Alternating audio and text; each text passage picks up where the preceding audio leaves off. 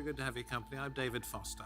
Forced to beg, to marry, to fight in wars, to be drug mules, to sell themselves in prostitution. Child slavery knows many forms and is the focus of today's roundtable in our continuing series examining modern slavery and how hopefully it can be brought to an end.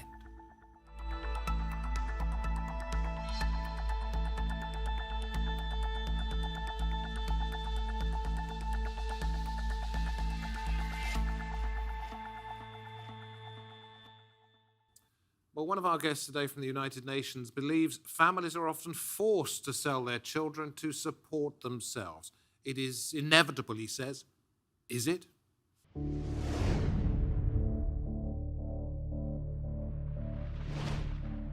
In the 21st century, child slavery is affecting millions of young people worldwide. Children, mainly in less developed countries, are working in mines, brick kilns, sweatshops and private homes, doing back-breaking work. According to Anti-Slavery International, child slavery is the enforced exploitation of a child for someone else's gain, meaning the child will have no way to leave the situation or person exploiting them. The International Labour Organization estimates that 152 million children are engaged in child labour, including hazardous and illicit industries like cobalt or mica mining.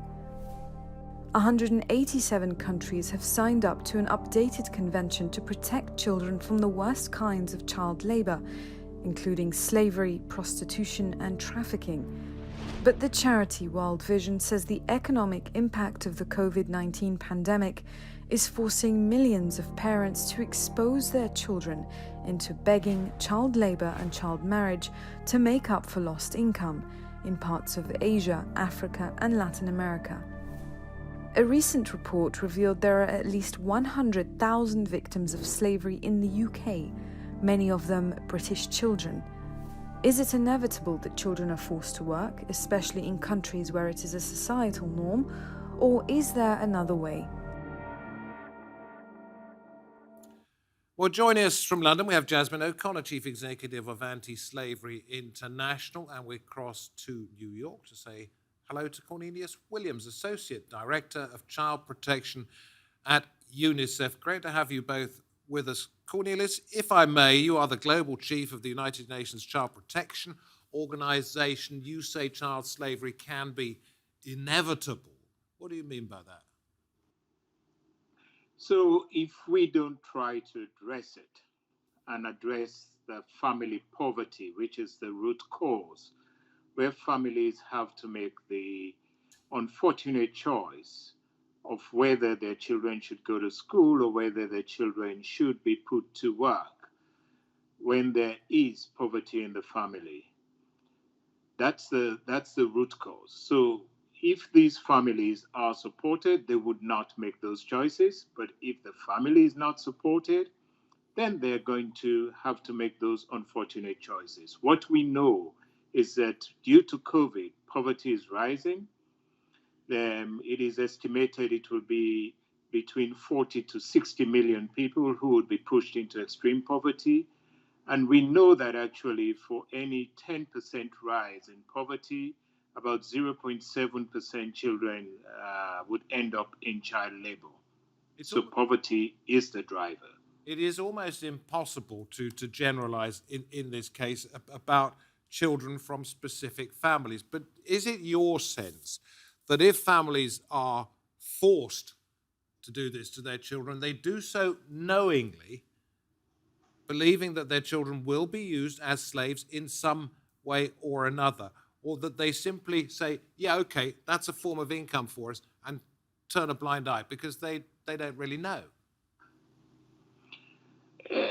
I mean, yeah, as you rightly said, it's very difficult to generalize. Some families have no choice, okay? They look at it as, my child has to go out there and work, or I'll end up, the family would end up without any food on the table, right? Or out on the street. Or they feel that it's a better options for the child. For example, okay, when I used to work in East Africa, a family in Somalia would put together everything they have, sell the last cow, put all their resources, go into debt to send their children across the Red Sea to go into the Gulf state. I mean, and you have these smugglers and these people smugglers and traffickers who are very persuasive and would take the child across several front lines in Yemen into Saudi Arabia or to one of these Gulf states. Why would a family make such a choice? They were making these choices in the midst of a famine, right? They were investing in these children. So, I mean, if we do not address actually the root cause, the family, yes, know what their child is going into. Crossing several front lines, okay, in Yemen, I mean, they know what the child is going into, but they have no choice. Jasmine, you've been listening to what Cornelius has to say. Inevitable, what he's saying is, unless we address the root causes of all this, it will continue. But is it possible to do so?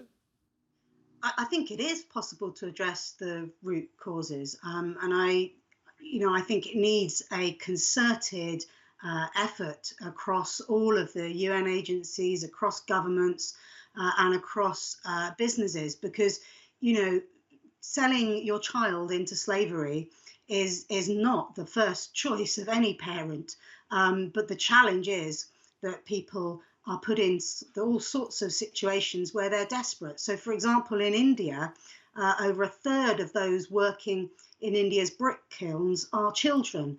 Now, those families working in the brick kilns are very often bound in debt bondage to the owners of the brick kilns, and they are paid based upon the number of bricks that they produce. So the whole family gets involved in order to make anything like a living wage, and you end up with children working in hazardous conditions, being damaged by the brick dust, not being able to get an education, etc., etc. But it is possible to tackle these challenges. If we're able to put a man or a woman on the moon, we can tackle this scourge of slavery broadly, but in particular the scourge of child slavery. Okay, well, I'm going to ask you, Jasmine, later on to give your assessment of what the United Nations and other international bodies are doing. But Cornelius, let me go back to something that's happened within the last week or so. A convention on the rights of children has been ratified by all 182 countries that adopted it 21 years ago. And it's said to give them legal protection from child labour, slavery, prostitution, trafficking, mostly in agriculture. What kind of real legal protection can you give to the people that you've described or those that Jasmine has described? Legal protection. So there are countries that have put in minimum age of working. Right? There are countries also that have put in stipulate the type of work children can do. But if these legal provisions, these international legal instruments are not turned into national instrument, and if we don't put in place structures to implement these laws, that is, the government has to put in structures to implement these laws, then it's meaningless, right? So we have to see that budget line. We have to see the staff that are trained, okay, and the staff should be gender sensitive as well, and should be also child sensitive. But 21 years since it was first adopted, it has taken all of that time to be ratified, which basically shows that there is no international tidal wave to get this sort of thing on the statute books, is there? I think countries are now recognizing that if you have your young citizens and your human capital, and then that's the way you're going to use your human capital, then it's not an efficient way of using your human capital. Two, countries that are committed to the rule of law and human rights are definitely going to put those laws into place and are definitely going to resource it. So what we need to do is to continue as civil society and others and the media, and what you're doing is to continue to make the debate and the conversation louder and louder, so that those few countries that are not moving ahead will be shamed actually in putting in place these systems and these laws and policies. Okay, and well, I'll ask regulations. you in a moment, if I may, whether in fact that shame would be a greater force than the power of those people who exert such influence and would want to see this sort of slavery continue. I'll ask you that in just a moment, give you time to think about it. But I want to go through some figures, if I may, from one website called worldcounts.com and also the UN's branch called the International Labour Organization. This is 750,000 children sold as slaves already in 2020. That's from the website worldcounts.com. Take a look at it. It's ticking over all the time. 152 million 5 to 17-year-old child laborers, 73 working in hazardous conditions. That number down by 93 million since 2000, but is increasing in sub-Saharan Africa. Cornelius, let me ask you, how did that number come down, first of all?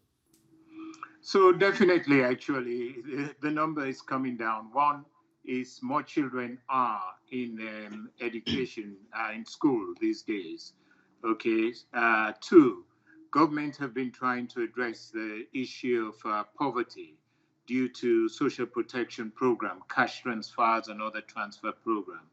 Governments have put in place actually regulations and laws, as we were speaking about and as we were talking about, and you have inspectors and staff and structures to implement these laws.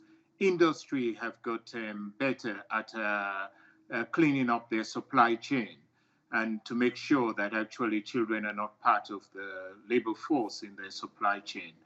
So all over, actually, we are seeing a good response from governments. And two, as I said before, governments now, those governments who are forward-leaning know that they have to improve on their human capital and that they also have to ensure that the rights of their youngest citizens are upheld. Okay, Jasmine, do you want to respond to that or ask Cornelius a question? Because I don't know how often you get to talk to him face to face, so to speak. No, I think, I agree with everything that Cornelius has been saying. I think the one question that I would always be asking is how do we involve those individuals who are the potential victims, i.e. the entire families and their children, in finding the solutions that are most sustainable. I think that for me is the key question for a lot of our policy making globally, because the right solutions have to have been sort of co-created with those that are most affected on the ground. Your chance to respond. So actually, Jasmine has put a finger on it. Actually, that's the weakest side of getting these families to participate in designing their solution, right? And what we believe is that there should be a dialogue and a conversation going on with these families for the sustainable solution. We have seen before, actually, and it continues to happen, that if the families are not involved in the solution, then they would tend to, you would put in place a system, and what we would have in the end is actually these families taking more difficult actions and more dangerous and hazardous action to continue the practice. At one end of the scale, you have the child victims and associated with them, their families. At the other end of the scale, you have those ruthless, powerful people who would exploit the children and the families, whether they be the traffickers or the people using them in the factories, the industrialists, etc., etc. How do you put pressure on those criminal elements, those powerful, wealthy elements, to make sure that it stops? So it's very clear, how you can clean up your supply chain, be it the cocoa initiative, being the sustainable palm oil initiative. They now know how to clean up their supply chain. The garment industry, they know how to clean up their supply chain and to assist these children. So that's one good point, actually. I would say the private sector could do that. With regards to the people smugglers, they are very persuasive, and that's why we feel that we should address the root cause. And two, governments have to put in place these regulations and laws, and they have to increase their intelligence on these people smugglers. Okay, I just want to ask you this one. It is supposed to be at its worst in South and Southeast Asia. You might like to address that. But one thing that I noted from the UNICEF report is that it is actually increasing in Sub-Saharan Africa. The numbers are coming down, but the problem's getting worse in that part of the continent. Why do you think that is, Cornelius? I mean, 29% of the current child labor comes from Sub-Saharan Africa. I would go back to the fact that its poverty lacks implementation of their laws. Though they've signed all these conventions, they have not put in the mechanism to implement the convention. We're still struggling with, do they have the secondary legislation, the regulations, the staff, and have they taken judiciary action, take a few cases to court? But it is not that it is a continuing problem, which I would understand if people were reluctant to do something or unable to do something from an authoritarian point of view. It is an increasing problem. Why is it getting worse? It is getting worse because of the level of poverty. Two, the demographics are against us, right? Africa has the youngest population. Jasmine, where do you want to come in on that? I think demographics definitely plays a part of it. I think understanding the problem and exposing it and being able to get the right data is an important part of the challenge that we face, because by its nature, it's often quite invisible.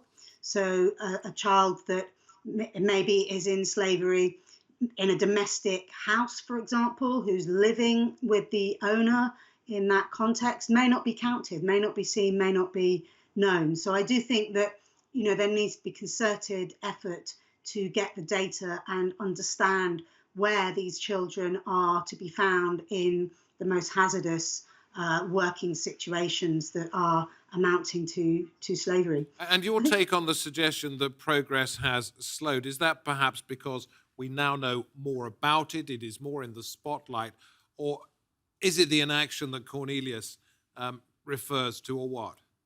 I think it's probably a mixture.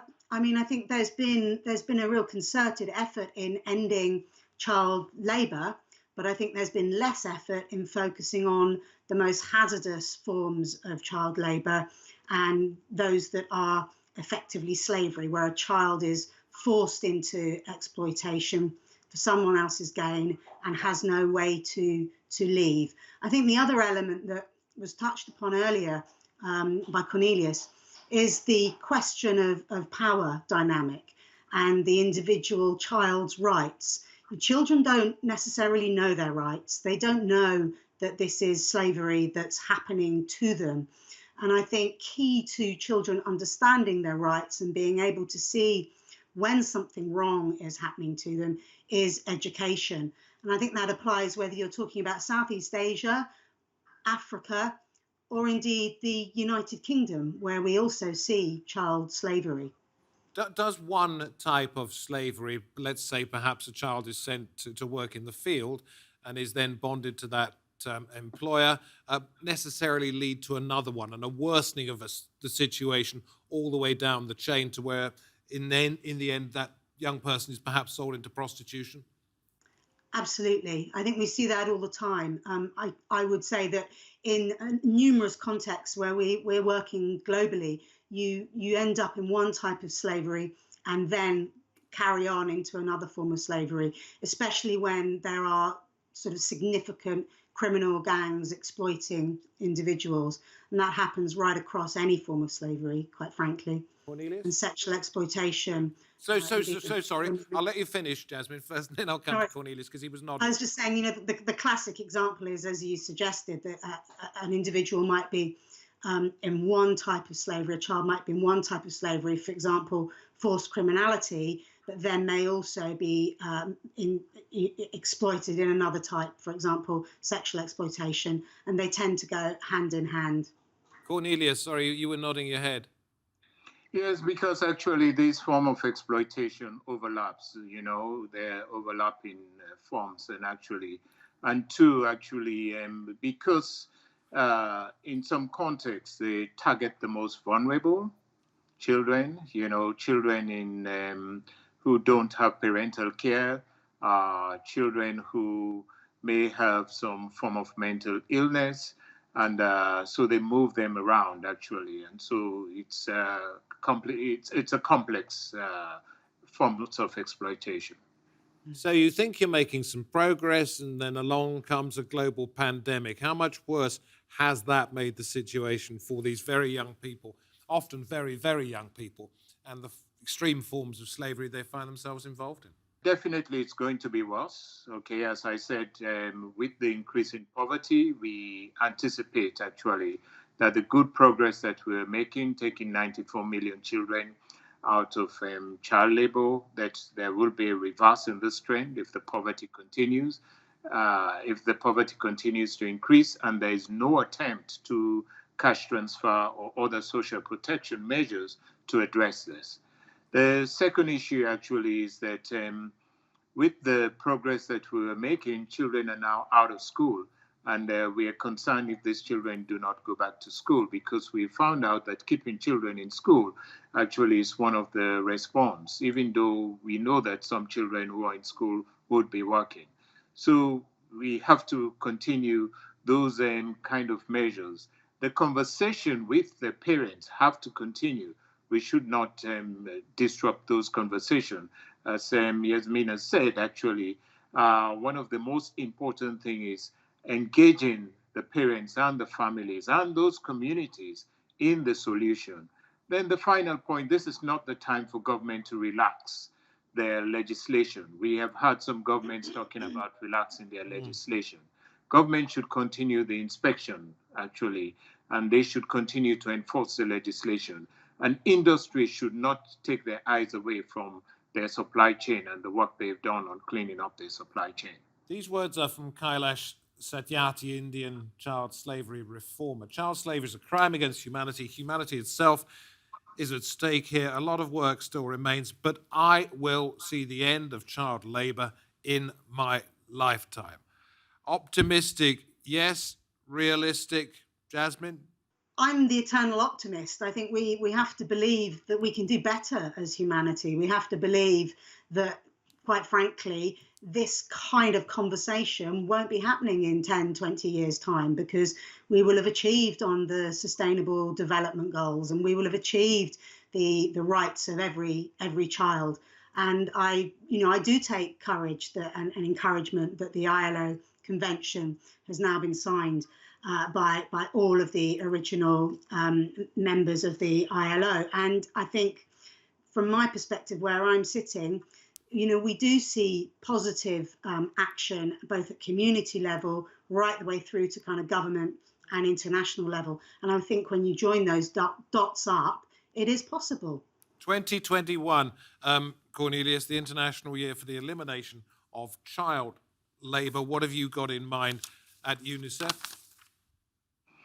Well, at UNICEF, first of all, one of the things we have to do, we're working with ILO to build a database so that we make this problem visible, right? Two, we calling on all the private sector to double down on what they know actually is cleans up their supply chain. And we're calling on all governments to ensure that when school reopens for COVID, the post-COVID response, or there is no post-COVID now, but when school reopens, that we make sure that vulnerable children are back in school, and that actually government put in place social protection mechanism to ensure that families do not fall into extreme poverty and have to make these difficult choices. And then this is the time for the regulations to make sure that we have better intelligence on the traffickers, the companies that are the industries and people who are employing children to work in hazardous labor. And the most important point, which we haven't mentioned, is the gender dimension of this. The children that you do not see are those who are in domestic labor, which are mostly girls, and they are prone to and vulnerable to sexual exploitation and abuse in these homes. Jasmine, if there's one thing you could add to that excellent long list that Cornelius has given us, please do so. We're running out of time, but we'd like to hear it. I think the one thing that I would add is to stress that it's a global problem. And in the UK, just in the first 3 months of 2020, there were around about 2,800 potential victims of slavery reported, and nearly half of those were children. So we've got to pull together as an international community to end this. Listen, thank you very much indeed, Jasmine in London, Cornelius there in New York pretty early in the morning. We appreciate the fact that you've got up at that time to join us here on Roundtable. Thank you for your thoughts and for your time, both of you. And thank you, wherever you happen to be watching this program. We'll be back with another edition of Roundtable pretty soon. Until then, you can find us on YouTube. That is our TRT World Roundtable YouTube channel. Hope to have your company pretty soon. Till then, goodbye.